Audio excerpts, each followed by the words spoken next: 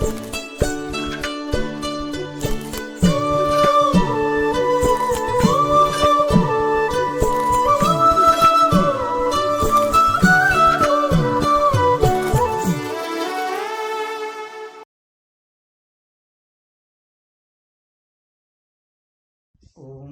సహనావతు సహనౌ భునక్తు సహ వీర్యం కరవావహై తేజస్వినావధీతమస్తు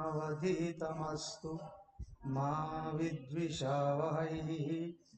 ఓం శాంతి శాంతి శాంతి. ఓం గురుర్బ్రహ్మా గురుర్విష్ణు గురుర్దేవో మహేశ్వర గురురేవ పరం బ్రహ్మ తస్మై శ్రీ గురవే నమః. ఓం ప్రపన్న పారిజాతాయ స్తోత్రవేతైకపాణయే జ్ఞానముద్రాయ కృష్ణాయ గీతామృతదుహే నమః. ఓం సచ్చిదానందరూపాయ విశ్వోత్పత్యాదిహేతవే తాపత్రయ వినాశాయ శ్రీకృష్ణాయ నమః. శ్రీమద్భాగవతం 8వ అధ్యాయం.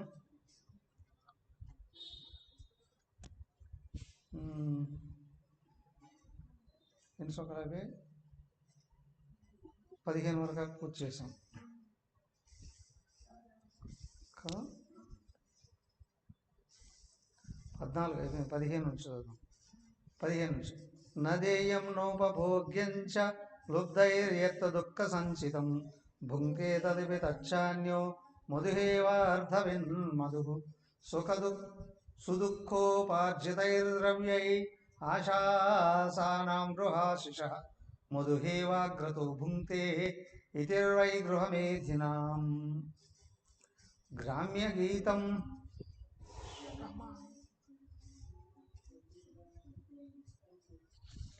గ్రామ్యగీతం న శృణుయాత్ ఎదుర్వనచర క్వచిత్ శిక్షేత హరిణాద్బద్ధాన్ మృగయోర్గీతమోహితాత్ నృత్యవాదీత్ర గీతాని జుషన్ గ్రామ్యాణి యోషితాం.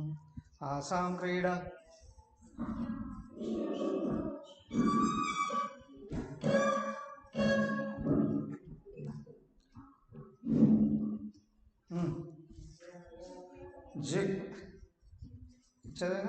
జిక్పయాతి ప్రమాదిన్యా జనోరస విమోహితః మృత్యుమృచ్ఛ్య సద్బుద్ధిర్మేనస్తు బడిశైర్యథా.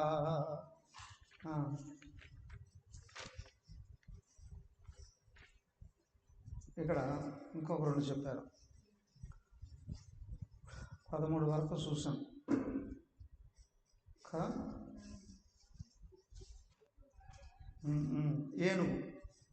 ఏనుగు విషయం. మగ ఏనుగు ఆడ ఏనుగు ఆ శబ్దం వినింది అని అంటే ఏ విధంగా వెళ్ళి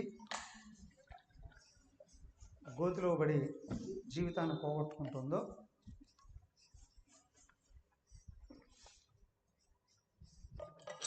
సాధకుడైన వాడు విషయ సుఖాల కోసం ఎదురు చూస్తే ఇదిగో ఈ మగ ఏనుగులాగా జీవితాన్ని కోల్పోతాడండి చెప్పారు. నిజంగా సుఖం కావాలి నేను అనుకుంటే మనసుకు శాంతి లేకుండా సుఖం ఉండదు.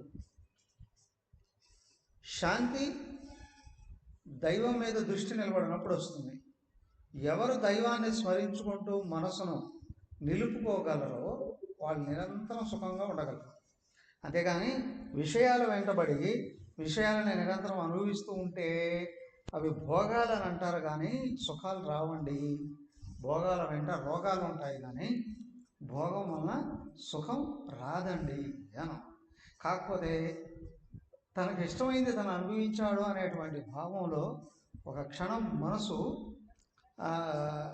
నిలుస్తుంది. అంతవరకే మనసు ఉపశమిస్తుంది. మళ్ళీ అంతకంటే వేగంగా విషయాల వెంట పరిగెత్తుతుందండి.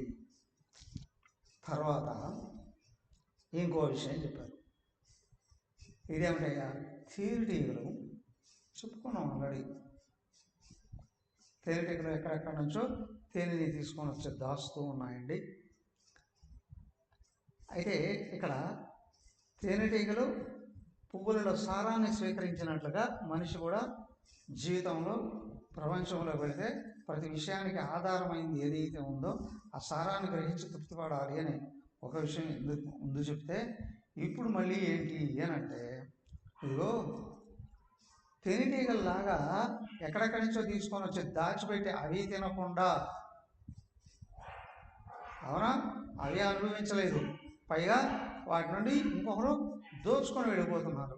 అలాగే నువ్వు కష్టపడి సంపదను దాచిపెట్టడమే లక్ష్యంగా కానీ కలిగి ఉంటే నువ్వు అనుభవించలేవు, అది ఇంకొకడెవడో అపహరించుకొని వెళ్ళిపోతాడు అనే విషయాన్ని గుర్తించు. ఆ తర్వాత హరిణం 15. హరిణం గ్రామ్యగీతం నశృణుయా ఇతర వచన కచనం. సాధకుడైనటువంటి వాడు వినసొంపుగా ఉన్నాయి అని అన్ని పాటలు వినడానికి కానీ ప్రయత్నం చేస్తే అవి కూడా మనసును హరించేస్తాయండి. పాటలు ఏమైనా వినొచ్చు కదా అండి, సంగీతం వింటే తప్ప? సంగీతం వింటే తప్పులేదు, కానీ అన్ని పాటలు ఒకే రకమైన అటవి కాదు. ఈ సంగీతం కూడా 3 రకాలుగా ఉంటుందండి. సాహిత్యం 3 రకాలుగా ఉంటుంది. తామసికం, రాజసికం, సాత్వికం అని 3 రకాలుగా ఉంటుందండి. కొన్ని చాలా ఇంపుగా పాడుతూ ఉంటారు కొంతమంది, అవన్నీ దాంట్లో పదాలలో చూస్తే అన్ని భూత పదాలే ఉంటాయండి. మనసుని అల్పమైన విషయాల వైపుగా మళ్ళించేటువంటి సాహిత్యం ఉంటుంది. అఫ్కోర్స్ ఆ స్థాయిలో ఉన్నటువంటి వాళ్ళకి అది ఇష్టం కావచ్చునేమో, కానీ అందరూ దాన్ని సాధపడైన వాడు ఇష్టపడకూడదు. ఇంకా కొన్ని సినిమా పాటలు అన్నీ ఉన్నాయి. ఏమయ్యా, సినిమా పాటలు కూడా మనసును రంజింపజేస్తాయి కానీ మనసుని శాంతింపజేయవు. మనసుని ఉద్రేకాలకు లోను చేస్తాయి కానీ మనసుని శాంతింపజేయవు. మరి భక్తి పాటలు అండి అంటే, భక్తి అనేది దేవుడి యందు భక్తితో ఏదైతే సాహిత్యం అనేటువంటిది ఉంటుందో అది మనసుని దైవం వైపు మళ్ళీ శాంతింపజేస్తుందండి. 3 రకాలుగాను ఉన్నాయి. అవునా, మొదటిది పతనం చేస్తుంది, రెండోది రంజింపజేస్తుంది, మూడోది శాంతింపజేస్తుందండి. కాబట్టి సాధకుడైనటువంటి వాడు ఉత్తమమైనటువంటి భక్తి సాహిత్యాన్ని వినొచ్చండి. అదిగో దానికి ఉదాహరణగా చెప్తున్నాను. ఎక్కడైనా సంగీతాన్ని వినిపిస్తే చాలట, జింక ఒళ్ళు తెలియకుండా పరిగెత్తుకుంటూ వెళుతుందట. ఆ సంగీతం ఎక్కడి నుంచి వినిపిస్తుందా? జింకలు ఉండేది అడవిలో సంగీతం ఎక్కడి నుంచి వస్తుంది? అవేం పల్లెలో నగరాలు కాదు కదా, దానికి ఇంగిత జ్ఞానం ఉండదు. సంగీతం అంటే చెవులు కోసుకుంటుందట. పరిగెత్తి వెళ్ళడంలో అది వచ్చే మార్గంలోనే వలమని పెడతారట. అది వచ్చి వలలో పడిపోతే వాడు వచ్చి దాన్ని పట్టుకొని వెళ్ళి జింకలను పట్టే విధానం అది. కాబట్టి జింకలాగా మరి కనిపించే ప్రతి పాటలకి సంగీతానికి చెవులు కోసుకుంటూ నీ జీవితాన్ని పతనం చేసుకోకయ్యా. దాని తర్వాత చివరికి వచ్చేటప్పటికి 16 ఏమయ్యా, జిహ్వాయాది ప్రమాధిన్య జనోరస విమోహిత మృత్యుత్య అసద్బుద్ధి నేనస్తు బడిశైర్యదా. ఇంకొకటి చెప్తూ ఉన్నారు. కొంతమంది ఆరోగ్యాలు, పనులు, జీవితాలు నాశనం చేసుకుంటారు. దేనివల్ల? ఒక్క నాలుగు చేత. అవునా, నాలుగు కానీ కట్టుబడకపోతే వ్యక్తి జీవితంలో ఏ ఇంద్రియాలు కట్టుబడవడం. ఒక్క నాలుగును కట్టడి చేయలేకపోతే జీవితాన్ని అంతటినీ చెడగొట్టేది ఏంటయ్యా? నాలుగేనండి. అడ్డం వచ్చినాడు అన్నీ తింటూ ఉన్నాడా? మనిషి కూడా అడ్డం వచ్చినాడు బలిసిపోతాడు. అంతేకాదు రోగాలు పాలైపోతాడు. ఇంతకంటే ముఖ్యంగా ఏంటంటే, లేని బలహీనతలన్నీ మనసుకు వచ్చేస్తాయి, చెడు గుణాలన్నీ వస్తాయి, చెడు కోరికలన్నీ వస్తాయి. దీనికి ఉదాహరణ ఏంటయ్యా అంటే, చేప అండి అన్న. చేపలు పట్టేవాడు ఏం చేస్తాడంటే గాలం వేస్తాడండి. గాలానికి వానపాము గుచ్చుతారు. అది ఆ చెరువులోనో నదిలోనో బావిలోనో ఎప్పుడో విసురుతారు. ఆ చేప వస్తుందట, దానికి ఇష్టం అదట వానపాము అంటే. చేపకు ఇష్టం అదట, కొరకడానికి వస్తుంది, భయపడి ఎనికి వెళ్తుంది, మళ్ళీ ముందుకు వస్తుంది, మళ్ళీ దాన్ని ఆలోచించరు. సడన్గా ఈ విధంగా పైనుంచి తనకు ఇష్టమైన ఆ మాంసం ఇక్కడికి ఏ విధంగా వచ్చింది అని అది ఆలోచన చేయదు. పోయి పట్టుకుంటుంది, గల్లాన్ని చిక్కుపోయి చచ్చిపోతుంది. ఒక మహాత్ముడు దీని గురించి ఒక పాట చెప్పారు. ఆ చేపట ఆ వానపాము దగ్గరకు వచ్చి దాన్ని తినడానికి పట్టుకోవడానికి ప్రయత్నం చేస్తూ ఉంటే ఆ వానపాము ఉంటుందట. ఒక అవధూత ఒక పాట రాశారు ఆ తత్వం. వచ్చావు వచ్చావు నా కోసము, పైన వచ్చి కూర్చున్నాడు నీ కోసము, సగం సచ్చి ఉన్నాను నీ కోసము, పూర్తిగా సస్తావు వాడి కోసము అని ఆ వానపాము చెప్తూ ఉన్నట్టు ఉంటుందట కదా. అయినా అది వినదు, నేరుగా వస్తుంది. కనీసం ఆ దగ్గరకు వచ్చి కూర్చొని ఆ పళ్ళతోనైనా అది కొంచెం కొంచెం తినచ్చు. కాదు, ఒక్కసారి మింగేద్దాం అనుకుంటుందట. వెళ్ళి కాలంలో ఎక్కువ అవుతుంది. మానవుడికి కూడా అలాగే విషయాలను చూసినప్పుడు ధర్మమా అధర్మమా, న్యాయమా అన్యాయమా, మంచిదా చెడుదా, చేయొచ్చా చేయకూడదా, దీనివల్ల కష్టం వస్తుందా సుఖం వస్తుందా, ఏమీ ఆలోచించకుండా కానీ ముందుకెళ్ళాడు అని అనుకోండి, ఏదో కనిపించింది దోచేసుకుందాం దాచేసుకుందాం చక్కగా అనుభవించేద్దాము అని కానీ ముందుకెళ్ళాడు అని అంటే ఆ విషయాలు ఇతని జీవితాన్ని సంపూర్ణంగా నాశనం చేసేస్తాయండి. దానికే ఏ విషయాన్ని కోరుకున్నా ముందు ఆలోచించుకో. మంచా చెడా అని కానీ ఆలోచించగలిగేటట్లయితే అది నిజంగా మంచిదే అయితే అవునా కొంచెం ఆలోచించైనా ముందుకెళ్ళగలవచ్చు. కానీ చెడుగా అన్నప్పుడు వెంటనే దాన్ని స్వీకరించి కోరుకోకూడదట, పోస్ట్ పోన్ చేయాలి. తర్వాత చూద్దాం, రేపు చెడు అనిపించింది అంటే తర్వాత చూద్దామని పోస్ట్ పోన్ చేస్తూ ఉంటే దాని స్వభావం తెలుస్తుంది. మంచిది అనుకోండి పోస్ట్ పోన్ చేయకూడదు, వెంటనే చేసేయగలగాలి. కానీ ఏమీ ఆలోచించకుండా ముందుకెళ్ళాడు అని అంటే ఖచ్చితంగా కష్టాల పాలైపోతాడండి. ఇదిగో ఈ చేపను చూసి ఏం నేర్చుకోవాలి? తినడం తాగడం దొల్లాడడంలో నీ జీవితాన్ని నాశనం చేసుకోకయ్యా. సంపాదించు, దాచుకో, అనుభవించు, కానీ నీది కాకపోతే మాత్రం నిన్ను దెబ్బ కొడుతుంది, చూసుకో. దెన్ చివరగా వచ్చేటప్పటికి పింగళ అనే ఒక వేశ్య గురించి చెప్పుకున్నాం. ఇది చెప్పేసుకున్నాం, తర్వాత చదువుతున్నాం. పింగళ ఈమె గురించి కూడా ఇంతకుముందు అధ్యాయంలో చివరిగా పావురాన్ని గురించి చెప్పినట్టే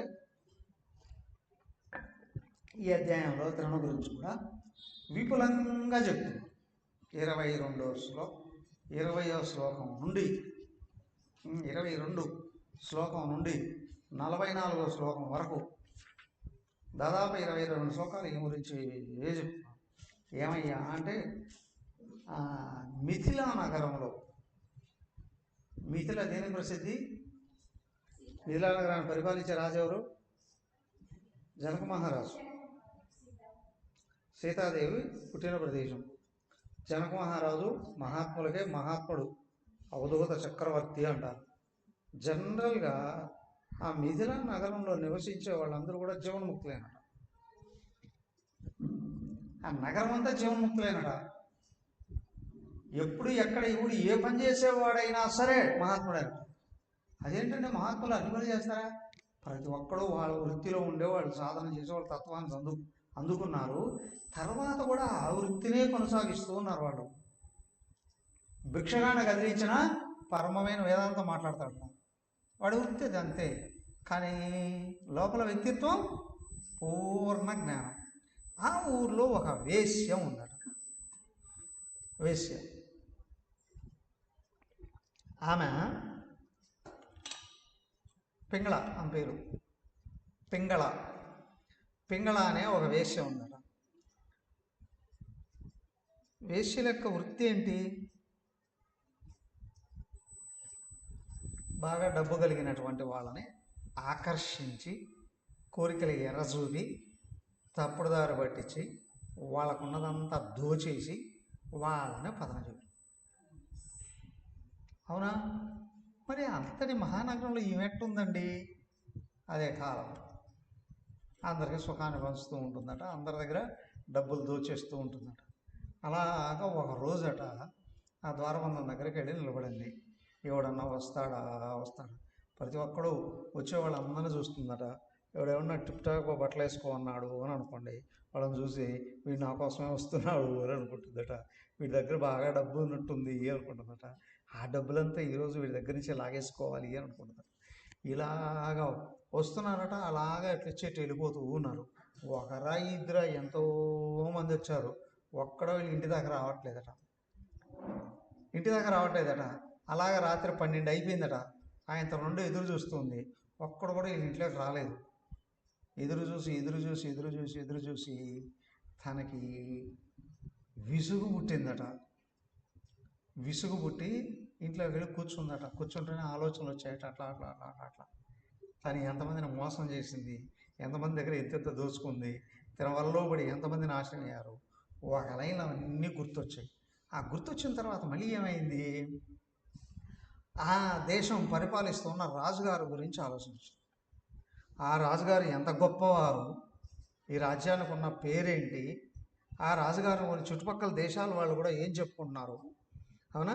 ఆ రాజుగారి గురించి ఇష్టపడినటువంటి వాళ్ళందరూ ఏ విధంగా జీవితాన్ని ధరింపజేసుకున్నారో ఈ విషయాలన్నీ గుర్తొచ్చాయట. అవన్నీ గుర్తొచ్చిన తర్వాత ఒక్కసారి తన మీదనే ఏవగింపు పుట్టిందట. ఇంత గొప్ప మహారాజు, అవధూత చక్రవర్తి, మహాజ్ఞాని, మహాయోగి అయినటువంటి ఇతని రాజ్యంలో, ముఖ్యంగా ఆ ముఖ్య పట్టణంలో నేను జీవిస్తూ ఇట్లాంటి నీచమైన వృత్తితో జీవితాలందరినీ నాశనం చేస్తూ పనిమాల జీవితాన్ని జీవిస్తున్నానా అని ఒక్కసారి తన గురించి తను ఏవగింపు కలిగిందట. జనరల్గా ఏం చేస్తారు అన్నప్పుడు సూసైడ్ చేసుకొని చచ్చిపోతారు కొంతమంది. అనుకున్నది జరగలేదన్నా సూసైడ్ చేసుకుంటారు కదా. తన గురించి తనకు అసహ్యం వేస్తే సూసైడ్ చేసుకొని చచ్చిపోతారు. కానీ అలా లేదట. ఇంతమంది ఇంత ఉన్నతంగా బతుకుతుంటే నేను ఒక్కదాన్ని ఎందుకు ఇంత దరిద్రపు బతుకుతున్నాను, నీచపు బతుకుతున్నాను? తను అప్పటికప్పుడు అనుకుందట, ఇంకా ఎప్పుడు ఇట్లాంటి నీచ వృత్తిని ఆచరించకూడదు అనుకున్నాను. ఆ తర్వాత నేను జీవితంలో ఇంకా ఎవరి కోసం ఎదురు చూడకూడదు అనుకుందట. మళ్ళీ ఇంకో ఆలోచన వచ్చిందట. ఏమిటి అంటే, ఇదిగో ఈ రాజుగారు ఎంత ఉన్నతంగా జీవిస్తూ ఉన్నారో అలాంటి జీవితాన్ని జీవించాలి అని నిశ్చయించుకుందట. నేరుగా వెళ్ళి దేవుడి దగ్గరికి వెళ్ళి కూర్చొని తన ఇష్టదైవాన్ని ఆర్తిగా ప్రార్థించిందట. ప్రార్థించి తనకు తానే సన్యాసం తీసుకొని పూర్తిగా ధ్యానంలో నిమగ్నం అయిపోయి తన మనసునే భగవంతుడిలో లీనం చేసి జీవన్ముక్తురాలు అయిపోయింది. అదేంటండి, అది ఎట్లా పుట్టింది? ఎలాంటి ప్రదేశంలో? అంత ఉన్నత మహారాజు, జ్ఞాని అయినటువంటి ప్రదేశంలో కూడా చుట్టుపక్కల ఉన్న వాళ్ళందరూ అట్లాంటి వాళ్ళందరూ చూసింది కదా, ఇన్ని రోజులు చూసింది కదా, విన్నది కదా. ఆ విధమైనటువంటి ప్రవర్తన తీసుకొని పూర్తిగా మనసును భగవంతుడికి లగ్నం చేసి తన జీవన్ముక్తురాలే అయిపోయిందట. ఏమండి, వేసి ఇన్ని రోజులు ఇన్నట్టు పాప పనులని చేసి ఒక్కసారి ఎట్లాగా జీవన్ముక్తురాలు అయిపోయిందండి. యోగి వేమన గురించి తెలుసుగా మనకు. యోగి వేమన, అవునా, మహావేశ్యాలోలుడు. ఆయన ఎట్లా మారిపోయాడు? ఏమండి, అందరూ మారిపోవచ్చా? No no no no. పూర్వజన్మలలో సాధన చేసినటువంటి వాళ్ళు, ఏదో కొద్దిపాటి సాధనగానే మిగిలిపోయి పక్కదారి బట్టో లేదా చనిపోయినటువంటి వాళ్ళు మళ్ళీ పుడుతూనే అదే వృత్తిని దేని వలన అయితే దారి తప్పారో అలాంటి వృత్తిలోనే కొద్ది రోజులు కొనసాగి జీవితాన్ని పూర్తిగా మార్చేసుకోగలుగుతారు. అదే యోగ వేమన గురించి కూడా చెప్పింది. వేషాలు లేనటువంటి వాడు ఆ గురువుగారి దగ్గర నుంచి ఒక్కసారి ఉపదేశం అట్లా విన్నాడో మహాత్ముడిగా మారిపోయాడు కదా. అలాగే ఇక్కడ కూడా ఏంటి అంటే, ఈ పింగళ ఆ జన్మహారాజుని తలుసుకుంటూ ఆయన బోధనలు విని ఉంటుంది. ఆయన యొక్క జీవన విధానము, ఆయన బోధనలు, ఆయన వ్యక్తిత్వం గురించే ఆలోచిస్తూ తన వ్యక్తిత్వం కూడా సంపూర్ణంగా ఆత్మ జ్ఞానంలోకి ప్రవేశించింది. అలాగా వ్యక్తికి విషయాల మీద ఆసక్తి ఉంటే జీవితం నిత్యం నిరంతరం విసుగుతోనే నిండి ఉంటుంది. అదే వ్యక్తి విషయాల యందు విరక్తి కలిగి దేవుడి యందుగాను ఆసక్తి కలిగితే ఒక్క జీవితంలోనే సంపూర్ణంగా శాంతిని పొందడానికి కూడా అవకాశం ఉంటుందండి. ఇదిగో ఈ పింగళ చరిత్ర ఇక్కడ ఈ విధంగా చెప్తూ ఉందండి. అయిపోయింది, పూర్తి చేశారు. ఇప్పుడనే 16, ఇంకొక 8 విషయాలు ఉన్నాయి. ఈ 8 విషయాలు రేపు ఒక అధ్యాయం. ఆ అధ్యాయాన్ని రేపు పూర్తి చేయడానికి ప్రయత్నం చేద్దాం. ఈరోజుతో క్లాసు ముగిద్దాం. హరి ఓం. ఓం సర్వే భవంతు సుఖినః, సర్వే సంతు నిరామయాః, సర్వే భద్రాణి పశ్యంతు, మా కశ్చిద్ దుఃఖభాగ్ భవేత్. ఓం శాంతి